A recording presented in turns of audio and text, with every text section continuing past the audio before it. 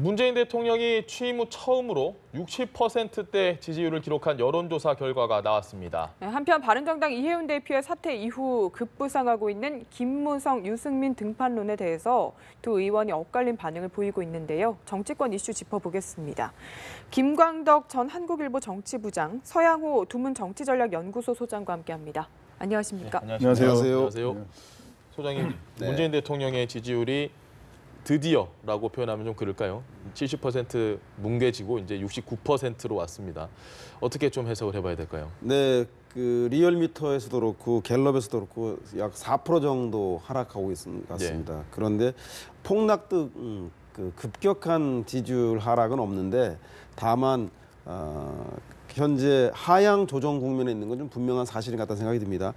그동안 안보 문제는 진보 정권에 상당히 부담이 큰 리스크 상황이었습니다. 특히 남북 관계가 긴장 국면에 있을수록 대화와 제재, 외교적 수단을 강조했던 진보 정부로서 상당히 큰 부담이었는데 아마 이번 북핵 실험 이후에 특히 지지율이 하락 조정된 건 사실인 것 같습니다. 다만 이 지지율이 크나큰 국정의 실수에 의한 폭락이 아니라 점진적인 하락세를 가지고 있다는 거에 대해서는 주목할 필요가 있다는 생각이 들고요. 그 이유는 무엇이냐면 제가 볼 때는 그나마 북핵 위기와 관련해서 한미일 공동 응징 미사일 훈련이라든가 사드 배치 확정 그리고 미사일 탄두 중량 제한 폐지를 한미 간에 합의하는 이런 조치들을 해나감에 따라서 급격한 지지율 하락은 막아냈다는 생각이 듭니다. 따라서 향후에 있을 정기국회에서의 복지, 민생, 일자리 문제 등을 잘 해나간다면 또다시 반전의 기회도 삼을 수 있다는 얘기인 것 같다는 생각이 듭니다. 네, 부장님, 알겠습니다. 사실 뭐 인사 논란이 있어도 70%대를 유지를 했었거든요. 역시 말씀하신 대로 안보가 중요했다 이렇게 봐야 될까요? 네, 이번에 지지율이 공히 이제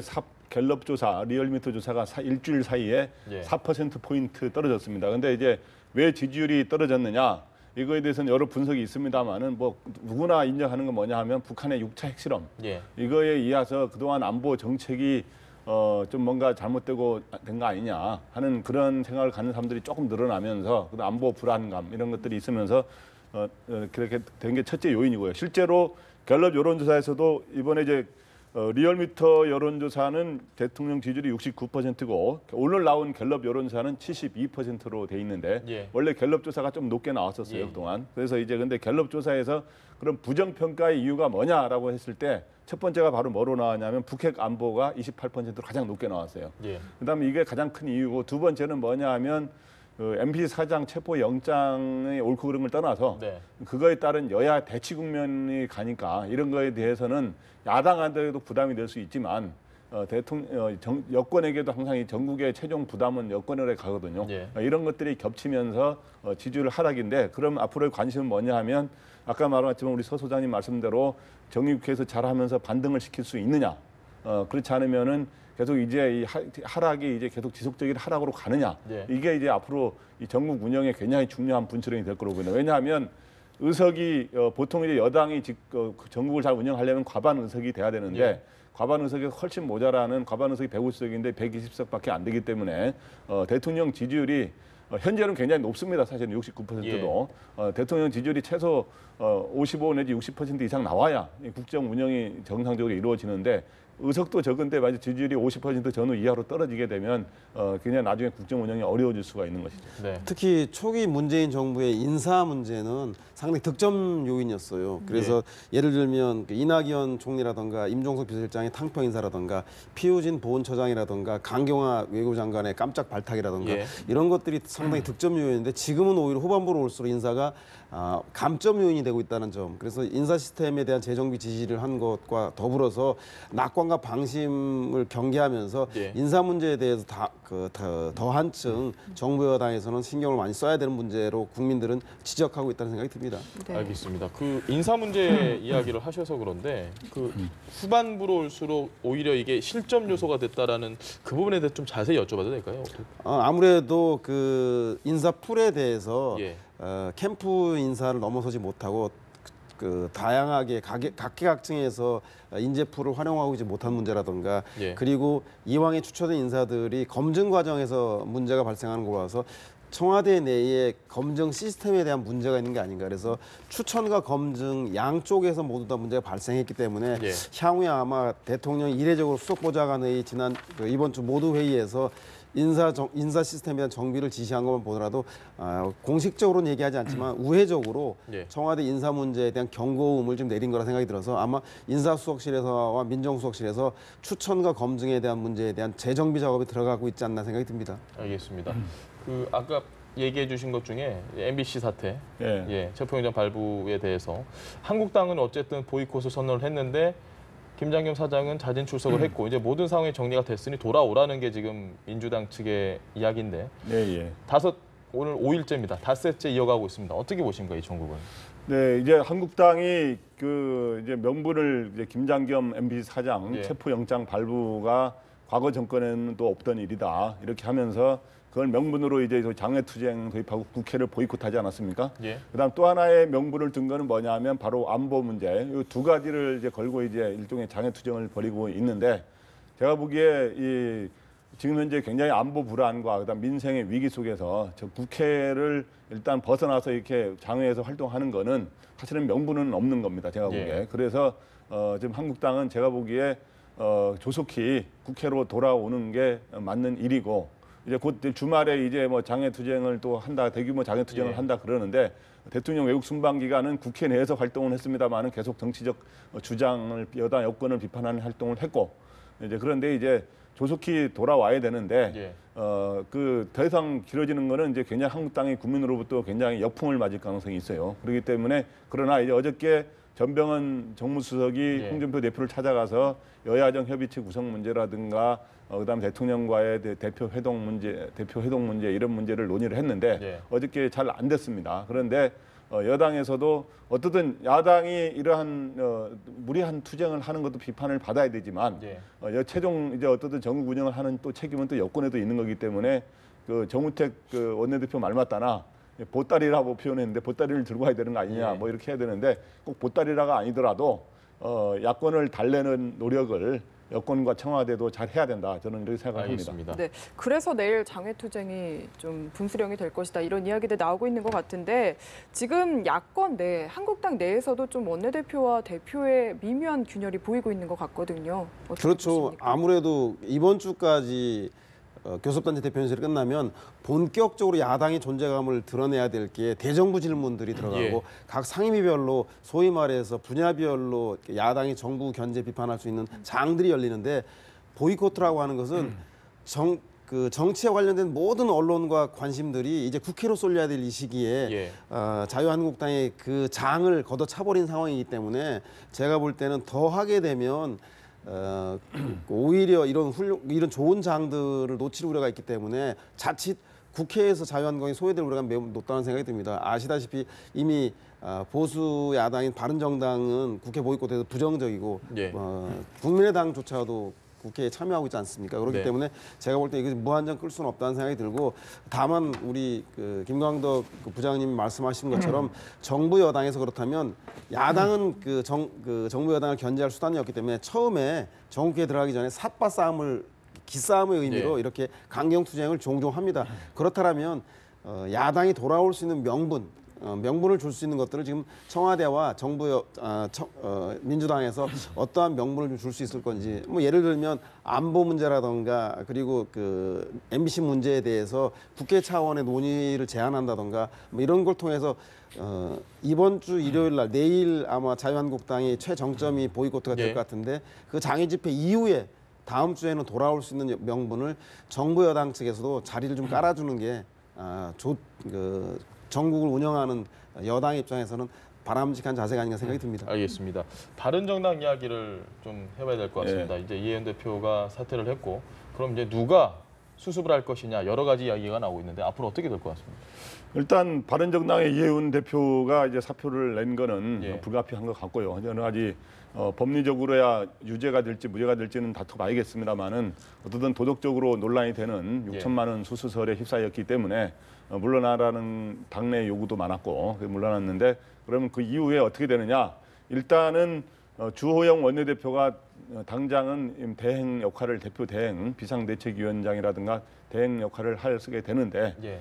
근데 이제 그 장기적으로 끌고 갈 거는 이제 주호영 원내대표가 하는 건 아니고 결국에는 이 당의 실질적인 두 주주가 최대 주주가 있는데 그게 바로 KY라 그러지 않습니까? 예. 김무성 전 대표와 유승민 전 대통령 후보인 KY 이 두 사람 중에 누구냐였는데 이거에 대해서 지금 김무성 전 대표 같은 경우는 나는 할 생각이 없다 예. 이렇게 하고 유승민 의원 같은 경우는 총의에 따르겠다 이런 입장을 밝히고 있어요. 그래서 제가 보기에는 어떻든 김무성 대표도 조금 하고 싶은 마음은 조금 있긴 있을 거예요. 그러나 그러나 실질적으로 이제 하지 않겠다고 했기 때문에 지금 현재 유승민 의원은 총의에 따르겠다는 말을 하고 싶은 마음이 있다는 거거든요. 예. 그래서 유승민 의원이 맡게 될 가능성이 좀 높지 않은가. 그리고 또 다른 대안으로 남경필 경기지사라든가 예. 김용태 의원이라든가 이런 사람들이 거론되고 있는데 만약에 유승민 의원이 맡게 되면 이런 현상이 생기는 거죠. 홍준표 대표, 안철수 대표, 그다음에 유승민 돌아오네요. 대표 이렇게 하면은 예. 대선에서 1등을 한 사람은 대통령이 됐고 2, 3, 2등, 4. 3등, 4등의 득표를 한 사람들이 각 당의 대표가 대표를 돼서. 맡아서 대선 때 TV 토론에 등장했던 인물들이 다시 모여서 다시 정치를 하게 되는 예. 그런 현상이 벌어지게 되는 겁니다. 알겠습니다. 소장님 어떻게 보십니까? 저는 이미 그 김무성 대표는 뒤에서 돕겠다. 유승민 예. 대표는 총의가 모아지면 하겠다라고 하는 것은 기실 바른정당 내에서 통합론, 자유한국당과의 통합론을 주장하는 사람들도 그리고 독자 자강론, 바른정당의 독자적인 활동을 하자고 하는 분들도 우위에 서고 있지 못하기 때문이 아닌가 하는 생각이 듭니다. 그래서 예. 김무성 대표는 당에서 통합론이 우세하다면 선뜻 당대표를 맡을 텐데 그런 상황이 아닌데 내가 맡아서 이 논란을 수습할 수 있을 것인가에 대한 부담들. 유승민 대표, 유승민 전 후보도 마찬가지인 생각인 것 같다는 생각이 들어요. 그래서 예. 따라서 저는 지금은 그 자강론이든 통합론이든 어느 쪽도 우위에 서지 않았다. 다만 이해훈 대표가 사퇴하는 이 비상 상황이라는 위기 의식이 오히려 통합론보다는 먼저 우리가 바른정당을 바로 세우자라고 하는 자강론이 더 득세할 가능성이 매우 높다. 예. 위기는 곧 당내의 그 의원들을 뭉칠 수 있는 예. 기회도 되기 때문에 따라서 저는 제가 볼 때는 유승민 의원이 당대표가 되어서 당을 수습해 나가자고 하는 것이 의외로 위기 상황에서는 더 설득력 있고 명분을 가질 수 있다는 생각이 들어서 예. 과연 귀추가 어떤 식으로 될지 귀추가 주목되는 지점인 것 같습니다. 그 바른정당이 결국은 한국당에서도 러브콜을 하고 있는 상황이고 네. 국민의당도 어느 정도 해보자라고 하는 사실상 야당의 캐스팅 보트라고 생각을 하는데 예. 앞으로 통합 연대 이 논의는 어떻게 좀 진행이 될까요? 네, 그래서 일단은 지방선거 전에 그 구도를 지방선거 때 이제 여러 사당 체제로 가면은 야당이 굉장히 불리하지 않습니까? 예. 그렇기 때문에 지방선거 전에 연말 연초에 뭔가 이 통합 논의들이 굉장히 무르익게 될 거예요. 그래서 그 과정에서 그 전에 정기국회에서는 직접 통합 논의라기보다는 정책 연대, 국회에서의 입법 연대 이러한 작업들이 많이 이루어질 것이고 그렇게 되면서 뭔가 이 서로 좀 한번 재보는 거죠. 예. 한번 같이 통합을 할 수 있느냐 이런 게 됐는데 결국에는 뭐 그 바른정당의 길은 세 갈래가 있는 거 아닙니까? 한국당으로 갈까요? 아니면 국민의당으로 갈까요? 아니면 자강론으로 갈까요? 이렇게 예. 되는데 제가 보기에는 아무래도 결국에는 바른정당에서 지금 러브콜을 하고 있습니다만은 혼자 지방선거 때까지 홀로 서기로 해서 가든지 예. 아니면 저는 국민의당보다는 한국당하고 역시 보수 같은 당 출신 아닙니까? 그렇기 때문에 한국당과의 통합 가능성이 아무래도 조금 더 높지 않은가 저는 그렇게 생각하고 있습니다. 알겠습니다. 제가 볼 때는 뭐 궁하면 통한다, 과부 사정 호래비가 한다 그런 예. 얘기가 있는데 마찬가지로 문재인 대통령이 높은 고공 지지율로 해서 야당은 지방선거의 속수무책입니다. 따라서 연대와 통합의 정도는 높지 않더라도 야권 단일 후보로 지방선거를 치르자는 얘기는 많이 높을 것 같아요. 예. 예를 들면 서울시장의 안철수 국민의당 후보, 그리고 경기도지사의 바른정당의 남경필 현 예. 지사, 그리고 인천시장에는 자유한국당의 유정복 그 시장 후보, 예, 예. 이런 식으로 수도권 광역 그 빅3 세 군데만이라도 야권에서 단일화하자라고 하는 실제 목소리가 있기 때문에 아마 연대 움직임들은 저는 바른정당이냐 자유한국당이냐, 바른정당이냐 국민의당이 아니라 이 야3당이 함께 단일화하는 방식으로 추진되지 않겠냐, 그런 점도 좀 있을 가능성이 있습니다. 정우택 한국당 원내대표가 네, 이야기를 그렇습니다. 했던 예. 것이죠. 예. 아, 예, 알겠습니다. 그리고 국민의당 안철수 대표 좀 행보를 살펴보겠습니다. 지금 4박 5일 호남 투어를 떠났는데 호남 홀대론을 주장을 했거든요. 네, 예. 어떤 의도라고 봐야 될까요? 네, 안철수 전 대표가 이제 이번에 전당대회 경선에 나설 때만 해도 대표가 됐죠. 예. 근데 경선에 나설 때 예, 예. 이제 지금은 대표가 됐습니다만 나설 때만 해도 대선 때는 호남에 많이 의지했습니다만은 호남에서의 득표율이 예. 문재인 대통령에 비해서 많이 적지 않았습니까? 그래서 이제 이번에 대표 경선에 나올 때는 앞으로 뭔가 전국 정당화를 외치면서 호남에서 뭔가 벗어날 수도 있다고 하는 이런 뉘앙스도 좀 풍겼는데 예. 대표가 된 이후에 다시 본래 자기 기반이 강한 호남에 대한 이러한 기반을 강화하는 작업에 먼저 굉장히 주력하는 것 같아요. 그래서 지금 현재 호남을 방문해가지고 연 3일 동안 있으면서 호남의 지지 기반을 넓히기 위한 작업을 하고 있는데 그중에 그 논리가 뭐냐 하면 현 정부가 지금 호남 인사를 기용은 많이 하고 있거든요. 예. 노무현 정부 때 호남 인사 기용이 좀 많이 이제 그 인사 검증 과정에서 떨어지는 사람들이 예. 있어서 호남 홀대론이 제기된 적이 있기 때문에 그 문재인 대통령은 당시 민정수석 때의 그 경험을 바탕으로 그런 날에 안 나오기 위해서 총리로부터 시작해서 지금 보면 법무장관이라든가 검찰총장이라든가 좀 단지 총리뿐만 아니라 핵심 보직에 굉장히 많지 않습니까? 그러니까 그러다 보니까 호남의 이제 홀대론을 제기할 수 있는 게 지금 현재 현 정부는 복지를 증가하기 위해서 예. SOC 예산을 전국적으로 줄이고 있어요. 줄이다 보니까 호남만 일부러 줄인 건 아닌데 호남에서도 원래 안보다는 굉장히 줄이는 안이 나오니까 예. 호남에 왜 SOC 사업을 이렇게 줄이느냐 하는 거를 문제 제기하면서 이제 호남에서의 이런 국민의당은 그거를 복원시키겠다. 예. 호남 SOC 삭감을 최대한 줄이고 늘리겠다. 이렇게 하면서 호남 민심 껴안기에 나서고 있는 겁니다. 호남 홀대론이 그러면 부장님 말씀대로면 사실은 모든 전 지역의 지금 사회간접자본이 줄어드는 상황에서 호남만 홀대하는 건 아니다라고 해석을 할 수 있는 건가요? 그렇죠. SOC 예산이 전체적으로 23% 삭감되었는데 예. 호남은 16%에 그쳤는데도 불구하고 이 호남 홀대론을 들고 나온 이유는 아마 국민의당의 전통적 지지 기반을 복원하기 위한 그런 의도가 있는 것 같은데 잘 아시겠지만 지역 홀대론 약발은 되게 좋은데 예. 그만큼 부작용 또한 매우 큽니다. 그러니까 지역을 대표한다는 건 그 지역에 가치를 우려가 있거든요. 예. 호남의 유권자들은 전략적 투표를 합니다. 예전부터 그 호남이 그 영남 후보였던 문재인 후보와 노무현 그 후보인 그 대통령 선거 예. 시절에 압도적인 표를 모아줬던 이유는 호남이 지지하는 영남 후보라고 하는 전략적 투표를 하기 때문에 호남에 갇혀 있는 후보에 대해서는 그 호남 이외의 지지를 받지 못할 경우에는 결선에서 과감하게 전략적 선택으로 포기하는 카드를 쓰거든요. 예. 따라서 제가 볼 때는 안철수 대표의 친호남 행보가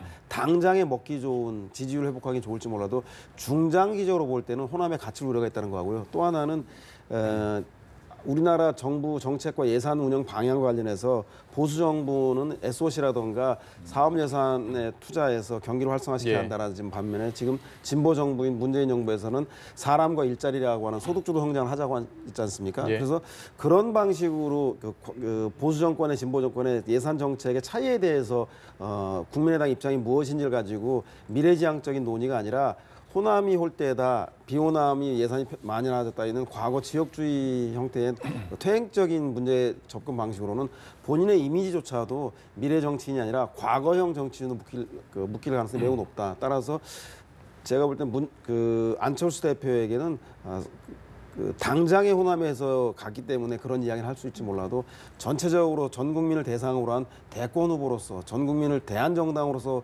국민의당을 바로 접어야 하는 예. 리더로서는 좀 제한적인 전술이 아닌가 하는 생각이 들어요. 다시 한번 재검토가 필요할 것 같다는 생각이 저희가 대담을 하다 보니까 안철수 대표에 대해서는 오늘 좀 약간 엄격한 지금 평가를 하고 있는데 사실 극중주의라는 이야기를 하면서 예. 뭐 그건 이념적인 이야기이긴 하지만 역시 합리적인 중도를 좀 이야기를 하겠다 했는데 정작 들고 나온 카드는 말씀하신 것처럼 호남, 지역주의 이런 색깔이 강하단 말이죠. 만약에 이걸 호남 지역 민심이 어느 정도 반응을 해줄까요? 그래 국민의당이다 이렇게 해서. 네, 아무래도 호남은 지금까지 이제 문재인 대통령 지지율이 굉장히 높게 나왔는데 이제 예. 지금 현재 문재인 대통령 지지율이 조금 흔들리는 상황 아닙니까? 조금 이제 하락 조짐을 보이고 있는 상황에서 이런 상황에서 이제 호남 SOC 사업에서의 홀대론을 제기하게 되면 예. 아무래도 국민의당이 역시 우리의 지금 국회의원은 역시 지금 호남 출신이 제일 많지 않습니까? 국민의당이 그렇게 되면 국민의당에 대한 관심이 조금 높아질 가능성은 있는 것이죠. 그래서